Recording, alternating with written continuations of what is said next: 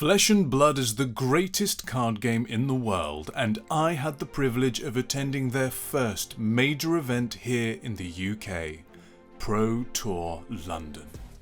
I'm going to talk you through my experience across the 4 days attending this most prestigious event. The highs, the lows, the victories and the upsets, the whole story from top to bottom, all for your viewing pleasures. Let's get stuck in.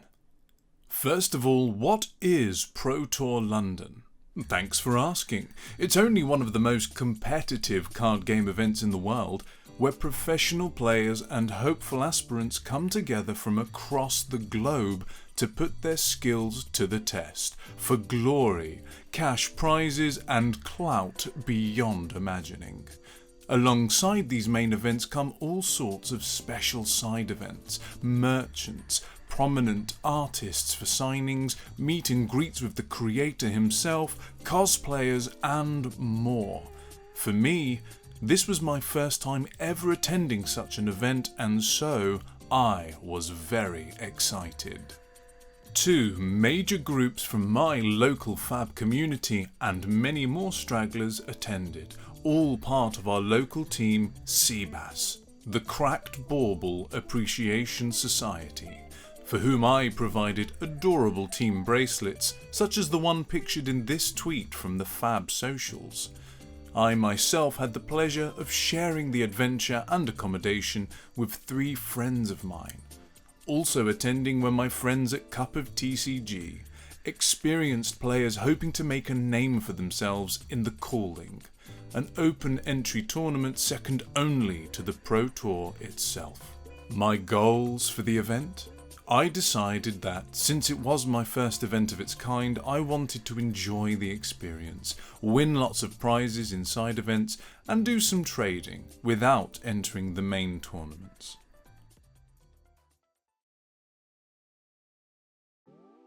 What's up, Legend Blood? Let's go! On Thursday night, we all arrived at the Excel Centre in London, bright-eyed, bushy-tailed and enthusiastic for the LSS Keynote presentation, where James White, the creator himself, would be spilling the beans on the future of the game and exciting upcoming products. James revealed the myriad locations of upcoming Flesh and Blood events spanning the globe, which was met with the cheers of many international visitors. Then, upcoming products such as the Max and Ira Armory decks. I had taken position in the front of the crowd with my friends, and so our reactions were recorded for the internet to see. Hope, despair, and sheer bewilderment for all to see when Prism and Viserai LL Armory decks were revealed. Some fancy alternate art pool party promo cards got the character enthusiasts rock solid, and then the good stuff. More special reveals from the upcoming pirate-themed set, High Seas. The atmosphere was electric, and the cheering was at its peak with the reveal of Polycranker, the companion ally.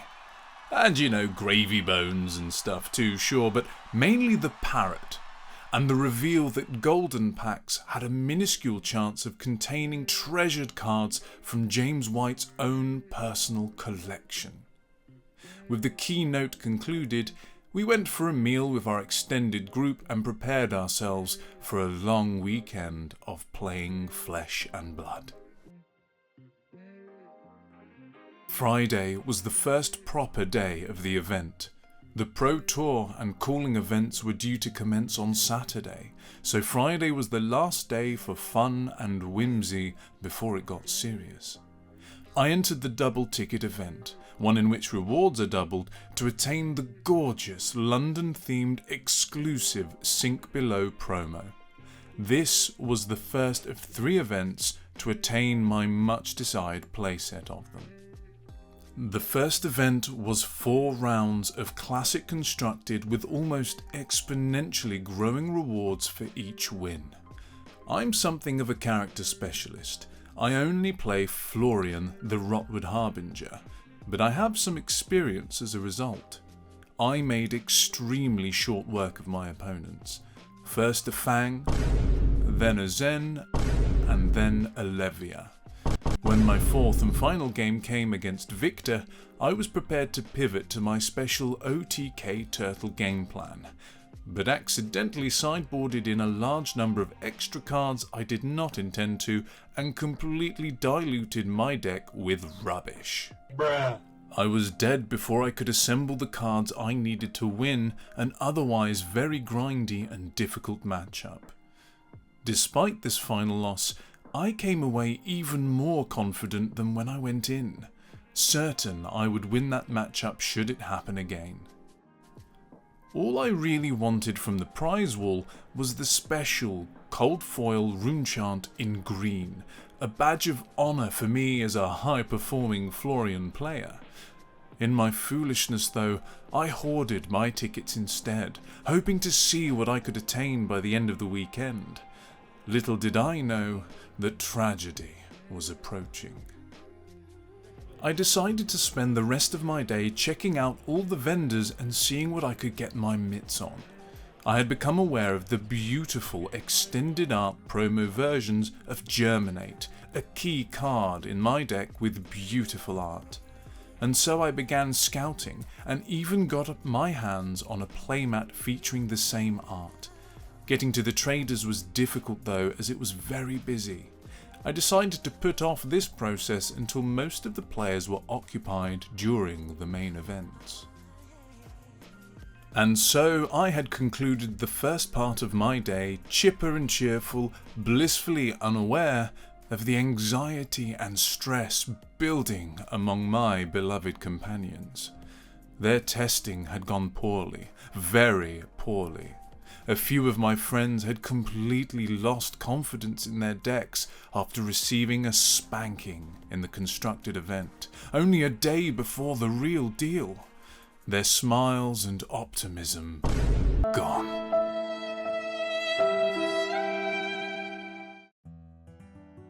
Two of them had intended to play Zen, Tamer of Purpose, thinking him a strong contender on the very cusp of reaching living legend status.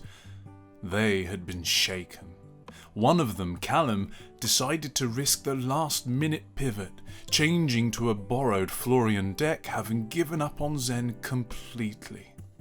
The other, Toby, had succumbed to despair and felt completely lost, seemingly having resigned himself to failure. And so, we all returned to our temporary homes to test and test and test until we could practice no more, or in our case to simply rest and ruminate on a day of lost hope. And then it came, the big day, the calling. All hands were on deck, or so I thought. Two of my friends, Aidan and Matt, had refunded their tickets for the calling. They had searched within themselves and decided to instead enjoy the side events and spare themselves the despair that comes with a seemingly inevitable defeat. At the time, I had been pondering my options for the day, as my second special promo event was not until the evening, but with their freedom came an exciting new possibility. The team sealed event. An entire sealed box of the Hunted opened between 3 people, 3 decks constructed and 3 opponents. The team who won 2 of 3 games would get the win. As the least experienced player, I took Syndra, the Draconic Ninja, as she was the simplest to play. Aidan took Arachne, and our team leader Matt took Fang. I had the good fortune to open a Shelter from the Storm, a Marvel Fealty and a Hunter's Clave in my 8 packs. The first game I played a mirror match against another Syndra. However, whereas I was just discovering her for the first time, my opponent was a Syndra specialist, complete with themed mat and card sleeves. I put up a valiant effort, but sadly perished to an attack reaction I was not expecting: Razor Reflexes. my teammates did not fare much better and we lost the first round. After this, I managed to squeeze a couple of wins. Our team leader Matt sadly did not manage to win a single game. Sorry to put you on blast, Home Slice, but Aiden managed to get some clutch wins for us as well. We ended up with an even 2-2 and decided to evenly split the value of the box we had opened, ending with the acquisition of my second Shelter from the Storm and a fist full of tickets. And this is when my heart was broken. I went to the prize wall with my hard-earned rewards, ready to finally claim my cold foil green runechant token, only to find that they had already run out. It was only part way through Saturday and already they were gone. It had been the only thing I wanted from them. I was deeply wounded. About this time, I had also reconvened with my friends who had been in the main event, and things had been largely disastrous. Some had not won a single round, including some of our usually high-performing players. Toby had started off strong, much to his own surprise, given the previous day, but in the end was unable to convert. Even our 2 players who had managed to eke out 4 wins had stopped at that. It was a day of heartbreak for everyone in Seabass, our local team. It was our Empire Strikes Back moment. Many of us played that evening's sealed event for double tickets and another sink below, but for many of us the wind had been taken out of our sails. That night, we retired to our Airbnb with an extra friend, and each of us ate an entire tub of Ben & Jerry's ice cream each. We licked not only our wounds that night, but sweet ice creamy consolation. The last day of the event had arrived. Between Toby's first decent sleep since we had arrived, and having let go of our defeats the previous day, there was a sense of lightness, of liberation. We could just live in the moment and enjoy the day now. The Pro Tour itself would reach its peak that day, revealing a new champion. We made our way to the XL one last time unto the breach. I was not keen to enter too many events since I'm a brokey, and instead settled for playing friendlies. It was game after game of no-strings fun, even trying out some of my friends' decks for a change, and, in a strange sort of way, this was one of the most enjoyable periods of the trip. Some friends had opened cases that day too and performed admirably. I had finally managed to sit down with a couple of traders. Instead of the promo Germinates that I had, and still wanted, I decided instead to acquire a playset of foil Call to the Graves in preparation for what would become my second ever main chicken, Gravy Bones, the Pirate Necromancer. To my pleasant surprise, traders plucked out of my binder all manner of cards that I had no desire to keep, and so I got all 3 copies with almost no hassle at all.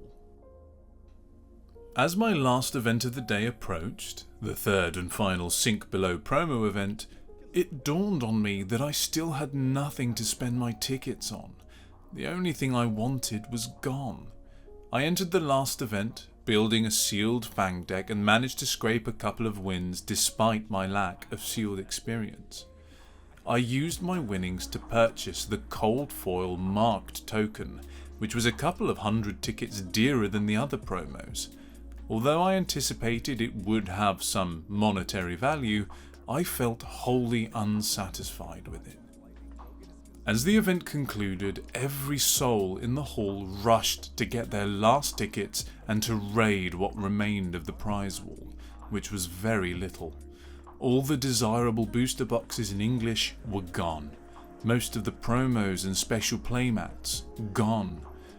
Timing had also struck us awkwardly, as my friends were already in the prize queue whilst I had yet to collect my final batch of tickets. And then he came through for me, my sensei, The man who had brought me into flesh and blood, who trained and nurtured my journey all the way through, Stobert, Toby himself, had sacrificed much of his own prizing to get a cold foil promo.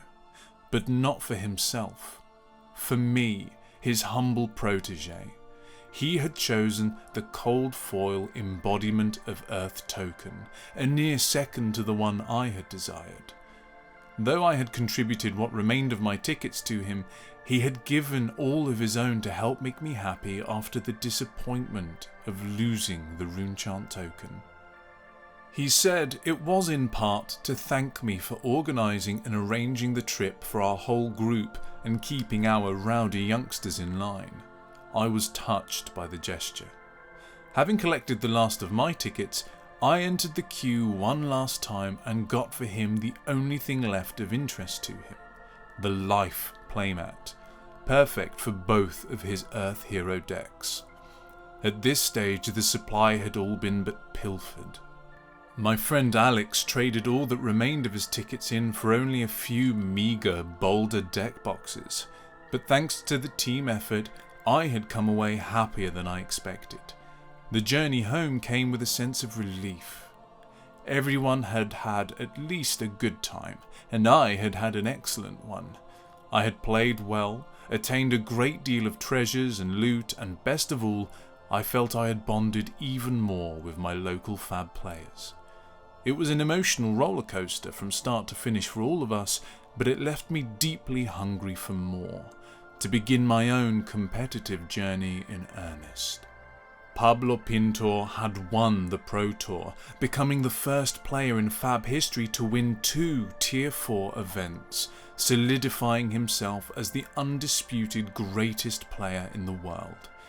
Toby had been fangirling over him the entire time, and though I wanted to poke fun at him for it, in truth, the whole ordeal had lit a fire in my belly as well.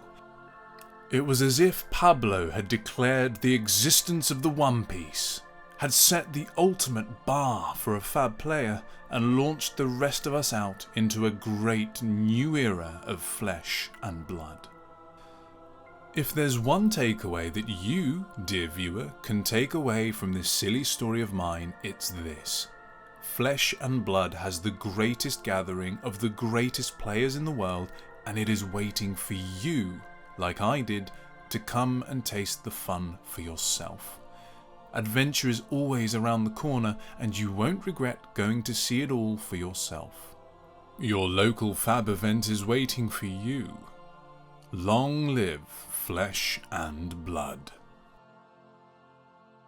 I hate to be a beg, but if you enjoyed this video at all, please consider liking, subscribing, and having a chat with me down in the comments. It makes a world of difference and it means everything to me. Thanks a lot.